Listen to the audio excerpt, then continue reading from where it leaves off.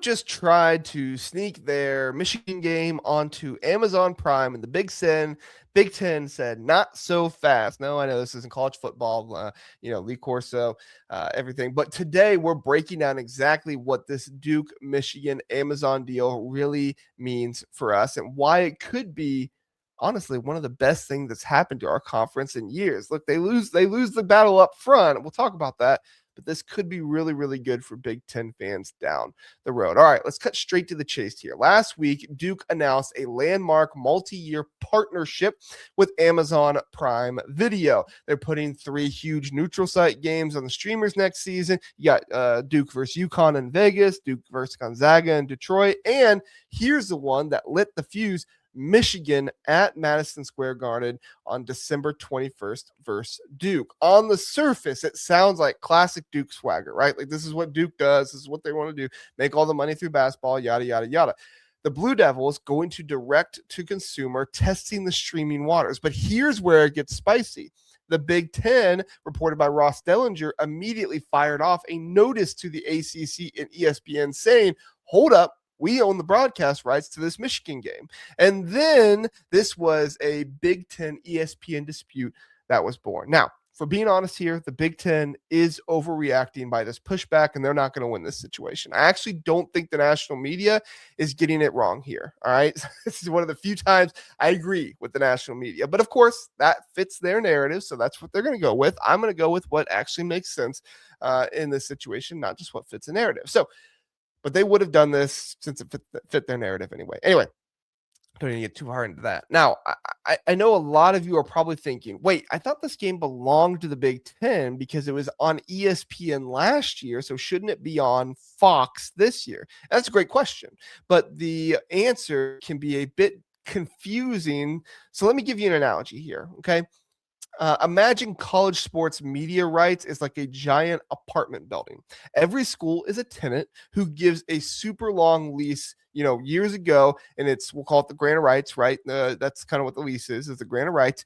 Duke handed its keys to the ACC, who handed the whole building over to ESPN. Michigan did the same thing with the Big Ten and Fox, but these fancy neutral site games that are off campus are shared territory, like the New York City and the two landlords with ESPN and Fox. They made a deal. They said, we'll take turns deciding who gets to throw the party in the shared ballroom.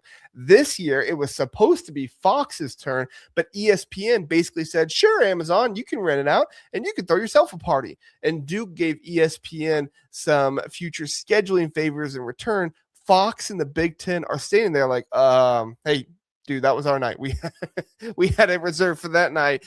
But it was never actually on the calendar. ESPN is basically saying you don't own the location, and nothing in the contract says we have to give it away if we plan something first. So it sucks, but basically, since ESPN acted first, they get to claim it. I know this is super weird. For all the, it's super weird, but all this basically stems from a loophole in the contract. Fox and ESPN operated somewhat in good faith with each other since the games are neutral site and not on campus. If this game were on Michigan's campus, this couldn't happen. But since it's a neutral site game and a neutral location between the two, nothing in the contract actually prevents ESPN from selling the rights to Amazon. Fox basically got loopholed here. They can try to take it to court, but ultimately nothing will happen here. And this doesn't really impact the Big Ten at all. So obviously the Big Ten is, happy for Fox, but it doesn't really impact them all that much, because what we need to ask is, what does the Duke Michigan Amazon deal actually mean for the Big Ten going forward? Are they going to stop scheduling non-conference games? Will we see less neutral site games so they don't have to deal with this as much?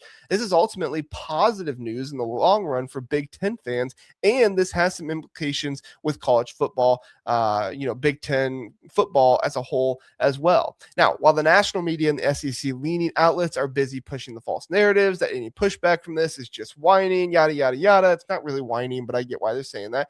We here at the Big Ten Huddle are giving you the honest truth about what went down. The Big Ten can adjust to this perfectly. First, more platforms equal more access. Amazon Prime is already in tens of millions of households when streamers like Prime, Netflix, and YouTube start nibbling at these one-off games. Casual fans who ditch their cable can still watch Michigan, Ohio State, whoever it is that's on these things, Penn State, whatever it might be, without hurting for a dusty ESPN Plus login. Sure, it sucks losing the revenue for Fox in that game, but if the Big Ten still makes the same amount of money, it grows the pie even more with their, being more people being able to see them, being on a different market, that kind of stuff. Second, and this is huge, more money flows into the sport. These sub-license deals will inject extra cash on the top of monster TV contracts they already have. And then when the next contract happens, the Big Ten has theirs happening next, that will impact them even greater. ESPN is testing it out here, and Fox can learn from what they observe. This Duke Michigan Amazon deal is a test balloon for college football, college basketball streaming. Streamers aren't ready to buy full conference packages yet, but they're happy to pay big for splashy one-offs. And if it works out well, they might get into that and get into a bidding war with some of these other people. Amazon already does Thursday night football. Next up could be college football play-in games or big non-conference games out there. Now, the biggest question I've actually gotten a few DMs and emails about from you guys, which I love. I really appreciate when you guys ask questions because it does give me some direction on stuff. If you want to email me, jrsrankings at gmail.com, send me an email there, or you can DM me on Twitter and stuff. Does this make it fewer, kind of non-conference games and stuff? That's basically the question you guys have been asking me. And if you recall, I said the Big Ten will likely try to get 10 conference games in the future. If the Big Ten can sell games to streamers, they might just try to do that in 28. They might just try to do that in 2028, which is the earliest they could with the 10 conference games.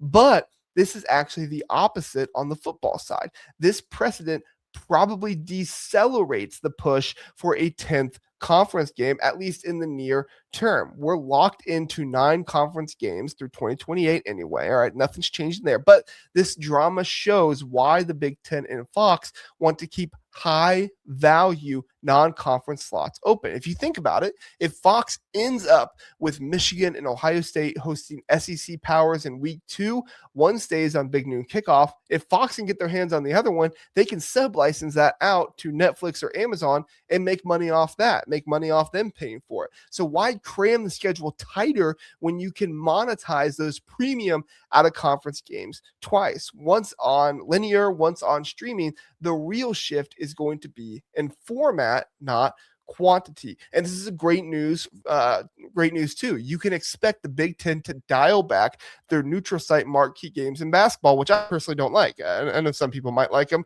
I personally don't like them.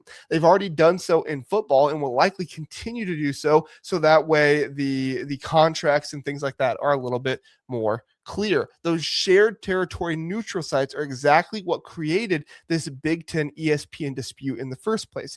On campus or true home and home matchups keep the rights cleaner, the atmosphere electric, and the money in-house. Fans win here overall. More true road trips, more true home games, more packed Big Ten stadiums, arenas on Saturdays and on Friday nights instead of neutral site exhibitions that sometimes feel like glorified all-star games. And who knows, maybe we will get to see Georgia come up north at some point.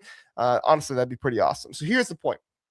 The streaming wave is coming whether we like it or not. It's going to happen. The NFL is about to renegotiate its rights and will use Amazon, Netflix, and YouTube as leverage against the traditional networks. That pressure trickles down to us, but the Big Ten isn't the little kid at the dinner table just hoping to get the scraps. We're the 18-team Brady Bunch or cheaper by the dozen family with the biggest house out there, the strongest brands, and the deepest pockets. When the streamers come a knocking with extra cash, we're in the best position to set the rules, not scramble and play catch up. While every national podcast is buying into the SEC, calling their participation and stuff like that, calling this innovative and stuff, and it is innovative, give them their credit there. We're the ones actually protecting long-term value, enforcing the system to work for us. The Big Ten is playing defense on rights control right now, sure, but we're also positioning ourselves to ride the coming college football streaming wave better than anyone else. This wasn't a Big Ten issue. This wasn't something the Big Ten did wrong. This was something Fox did wrong. And so Fox is going to have to learn from this, and it shouldn't affect how the Big Ten is monetized with TV networks going forward. More fragmentation? Maybe. More money and better access for fans?